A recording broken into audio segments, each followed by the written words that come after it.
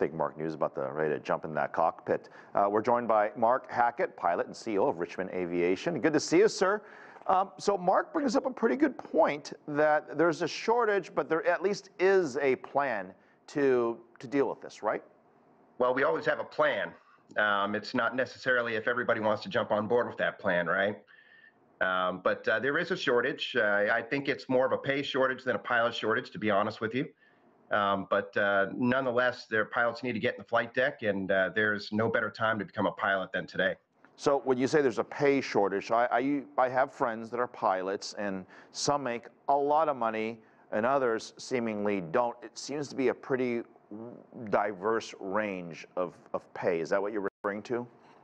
I am, and it's also one of the few industries that you can actually become a pilot, work your way all the way up to the top of your pay scale, and then your airline merges, goes out of business, or something else happens, and you start back at the bottom. So it's a very cyclical industry. Even though you might have a high pay this year, it's not guaranteed through your career.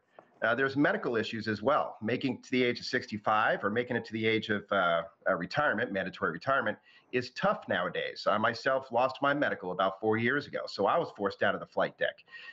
So it's becoming a tougher environment to actually maintain your abilities to stay healthy in the flight deck all the way to 65. And of course, that pay is a factor, especially when it costs so much to become a pilot these days. Okay, so if that's the age, I'm really running out of time. So if I decide to hang up my microphone tomorrow and I'm going to join you, and you're going to teach me how to be a pilot, give me an idea. What's the training like? Who do we talk to? How long does it take? How much does it really cost? Well, real quick, it's going to cost about $100,000, $100,000 to $125,000. You're going to go to your local airport. Your local airports have small mom and pop flight schools that start you at the entry level. You're going to make it all the way through commercial pilot. You're going to make it through ATP. Then you're going to have to build your time to get into the airlines. It's now a 1,500-hour mandatory minimum. So all in all, it's going to take you about 7 years to get into a major airline flight deck. Take you about 4 to 5 years to get into a regional airline flight deck. So, well, no wonder why there's a staff shortage. You're telling me it takes 5 to 7 years to train one pilot to fly the regional jets or even the long haul. Is there not a way to mitigate this? Not if we're looking to maintain the safety record that we have. You can always mitigate it, but would you want your doctor having only 2 years of med school? I guess the point is that the more experience you have, the safer you are in the industry.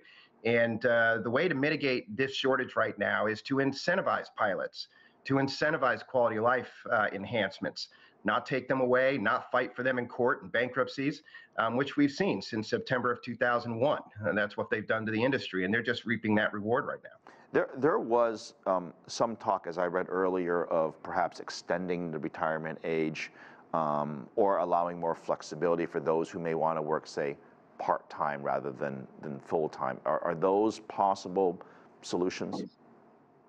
They are, but I will bring you back to the fact that during the height of the pandemic in 2020, airlines started offering early retirements.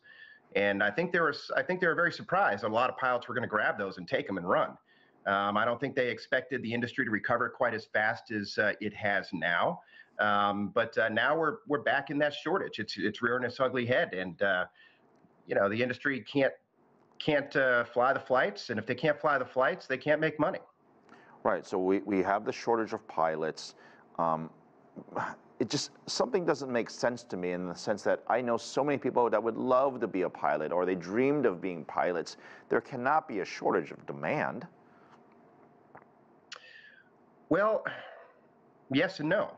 There is a shortage of ability. If just because you want to be a pilot doesn't necessarily you have what it takes to see it through. It takes $125,000. First of all, it's not cheap. The airlines aren't paying for that yet. I think that might change in the future, but they're not doing it yet. So you have to come up with that money, either through student loans or friends and family. And it's a lot of money. And then there's the time commitment. Becoming a pilot is a dedicated career. It's very much on the same level as like being a doctor or somebody that's a higher profession. And you have to see it through. So a lot of people want to be pilots, but not all of those want to be professional pilots. It's a different realm. Okay. How about globally? How are other countries handling this? Is there something another country is doing or other areas are doing that we can say this might work over here, or take some of the best practices around the world? Well, Europe has always done very well with ab initio style training. And what I mean by that is they actually hire pilots before they are even pilots. They tailor their training methods, they tailor those specific pilots, and they take just kind of like the top 1% of those applicants, very much like the US does with the military. Not everybody gets into military flight school, but when you do, you're kind of the best of the best, and you tend to have those high marks when you graduate. Asia's going the different direction. Asia Pacific is putting students into the flight schools. They're training them here in the U.S., and then they bring them right back overseas, and then they put them in the flight decks at a younger age, at less experience. Unfortunately, we have seen accidents because of that inexperience level over in the Asia Pacific and specific markets. The U.S. market is strong, mainly because of our safety record. And our safety record has improved dramatically past 2009, when we raised the minimums from that 350 hours all the way up to 1,500 hours. And you can't put a price tag on safety, Phil. I mean, that's just what it's going to cost to get pilots in the flight deck and have them fly safe planes. Right. I am sure many passengers agree with you.